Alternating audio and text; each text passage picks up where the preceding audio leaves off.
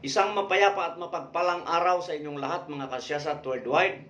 Welcome back sa aking Lakay Siyasat TV YouTube channel at dito pa rin sa aking page, Lakay Siyasat Journal. Ngayon ay August 2, 2026. First Sunday ngayon ng buwan. At dahil linggo, ako ay magbibigay ng isang makalangit na talakayan para sa kaalaman ng ating lahat na kapatid at lahat ng aabutin ng ating munting vlog. Okay? At ang paksa natin ay ang mga araw-araw na gabay na dapat gawin ng isang Kristiyano. Yan. So, meron akong 6 dito na inihanda.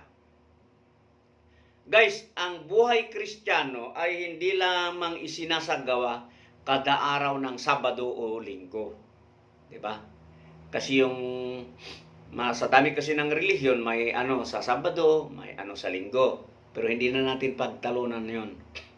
Kasi dapat, 'di ba, ang buhay ng isang Kristiyano ay isinasagawa yan araw-araw. Kailangang continuing yung ating connection, yung ating relasyon, yung ating communication sa Diyos ay dapat isinasagawa sa araw-araw.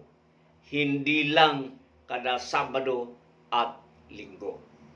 Okay? So, meron akong inihanda dito na kailangan nating intindihin, tandaan, at isagawa araw-araw.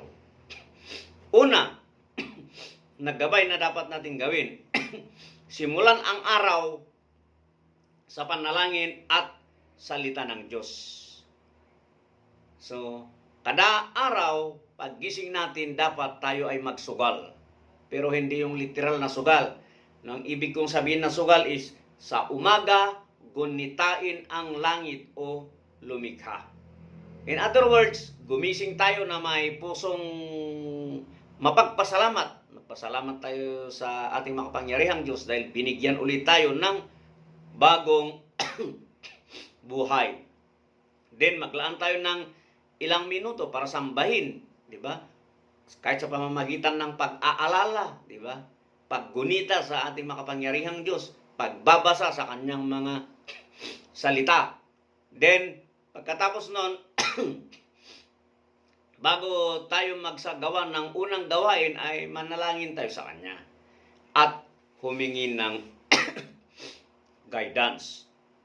At syempre, ialay natin sa kanya yung ating mga plano ngayong araw, yung mga desisyon, and so on and so forth na gagawin natin. Kailangan natin isang guni, ipaalam natin sa ating makapangyarihang Diyos at humingi tayo sa kanya ng guidance.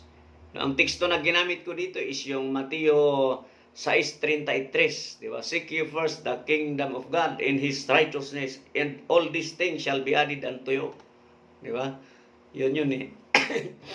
Sa wikang English, yun yung natatandaan ko.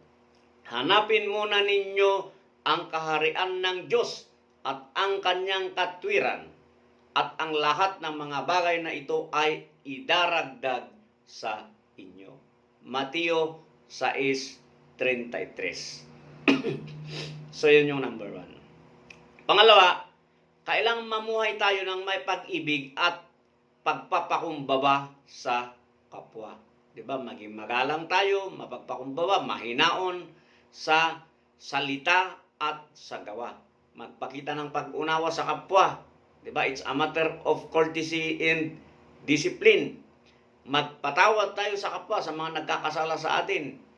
Diba? Kahit hindi hinihingi ang ating kapatawaran. Kasi, para patawarin din tayo ng ating makapangyarihang Diyos sa ating mga nagawang kasalanan. Diba? Ayon nga sa Lucas chapter 6 verse 31, gawin ninyo sa iba ang ibig nyong gawin nila sa inyo.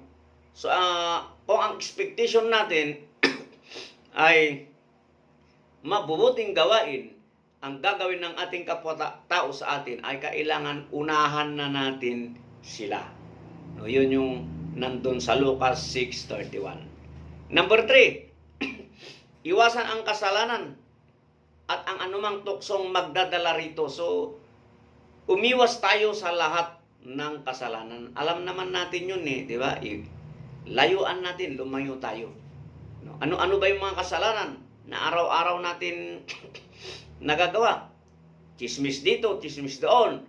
Galit dito, galit doon. Inggit, panlilinlang, pandaraya.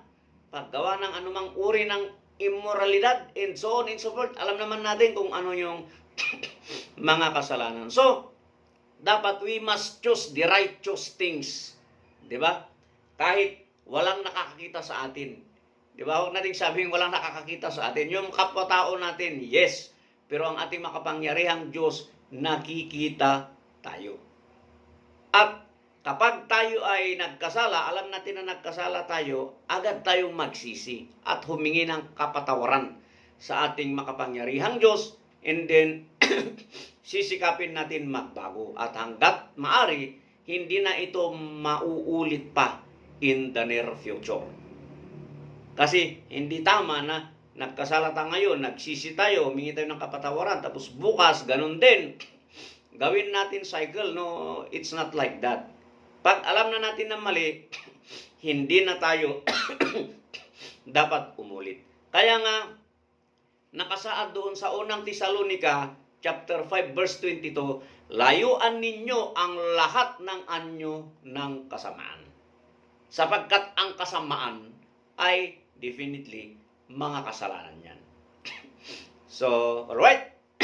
Then, number 4. Medyo inuubo tayo, pero hindi pwedeng challenge yan. Okay? Magpakita tayo ng mga mabubuting gawa. Diba? Tumulong sa mga nangangailangan ayon sa ating kakayahan. Magbigay ng oras, lakas, at pagpapala sa ating kapwa. Diba? Kung ano lang naman yung kaya nating ibahagi. And definitely, gampanan natin ang ating trabaho at tungkulin ng may katapatan at kasipagan na wala tayong nasasaktan o nasasagasaang tao. No, magpakita tayo ng mabubuting gawa. Kailangan maging ihimplo tayo sa ating kapwa-tao. Ayon nga sa Mateo 5, verse 16, hayaan ninyong lumiwanag ang inyong ilaw sa harap ng mga tao upang makita nila ang inyong mabubuting gawa at luwalhatiin ang inyong Ama na nasa langit. Yan. So, yung paggawa pala natin ng mga mabubuti ay nilululhuati natin, di ba? Sa ganung paraan ay niluwalhati natin ang ating makapangyarihang Diyos. Okay? Then, panglima, importante din ito, manatili tayong matatag sa ating pananampalataya. Hindi pwedeng mawalan tayo ng pag-asa sa gitna ng pagsubok. Ganon yung iba at even I, na-experience ko din. Pero kailangan lang nating magtiwala. Kung nangyari man ang isang bagay, isipin natin may plano ang Diyos. Kung may nawala, isipin natin papalitan yun ng Diyos. Kaya huwag mabahala. No? I believe. Yan lagi. Kasi there are so many verses in the Bible naman na kapag sinabi ng ating makapangyarihang Diyos ay talagang nangyayari. So basta patuloy na maniwala, magtiwala, at siyempre sabayan natin ng mabuting gawain. At hindi yung mag-aantay tayo, no, di ba? Kailangan manatili yung ating pagsamba sa ating makapangyarihan Diyos, yung communication natin, yung relasyon natin, yung connection natin. Di ba?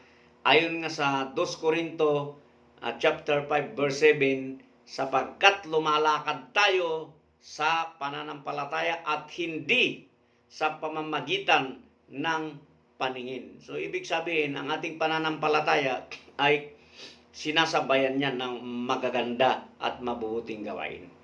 At pang-anim, tapusin ang araw sa pasasalamat at pagsusuri sa sarili. Kung yung una, nagsugal tayo, di ba? Ginunita natin ang langit. Itong pang-anim naman, yung huli, bandang gabi na, siyempre, magpasalamat tayo sa ating makapangyarihang Diyos at susuriin natin ang ating sarili. Meron ba tayong nagawang kasalanan na dapat ihingi ng kapatawaran sa ating makapangyarihang Diyos, di ba? At hindi natin dapat ulitin sa mga susunod na araw, di ba? Mga kasalanan na dapat itama at baguhin, di ba? Pag meron, siyempre, kailangan natin humingi at humingi tayo ng kapatawaran at hihingi rin tayo ng guidance, di ba? Assistance sa ating Panginoon para sa ganon malayuan natin yung kasalanan na yun kapag dumating ulit sa ating buhay. Kasi kagaya ng sinabi ko, hindi pwede na paulit-ulit ang ating kasalanan.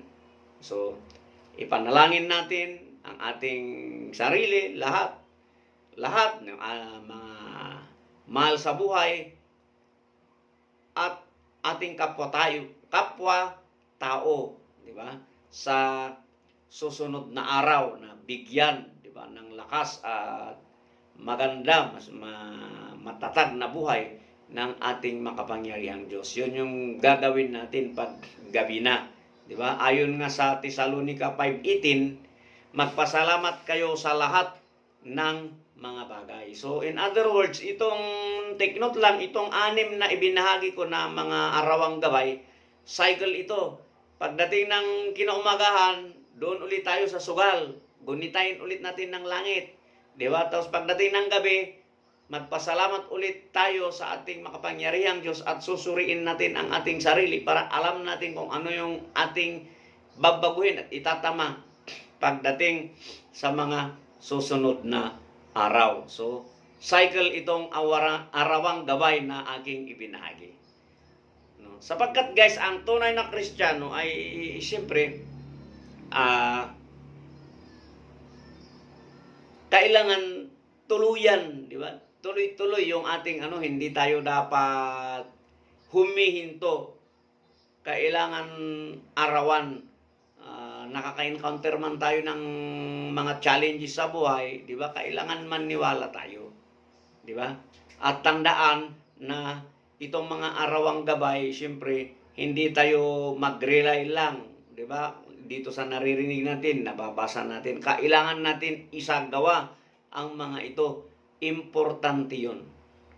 At tandaan na rin natin na ang pagmamahal at paglilingkod sa ating makapangyarihang Diyos, paglilingkod sa ating kapwa-tao, di ba, ay napakahalaga na gawin ng isang Kristiyano, yung magsisilbi tayo na ilaw sa sanlibutan. So, hopefully, meron akong naiwan na aral na dapat natin tandaan at isagawa. Naway gabayan tayo ng banal na espiritu upang mamuhay ng may pananampalataya, pag-ibig at katapatan hanggang sa wakas. Batay nga sa Santiago 1:22, maging tagapagpatupad kayo ng salita at huwag tagapakinig lamang. So, kaya importante itong mga arawang gabay na dapat natin alalahanin at isagawa sa araw-araw nating pamumuhay. So, hanggang sa muli.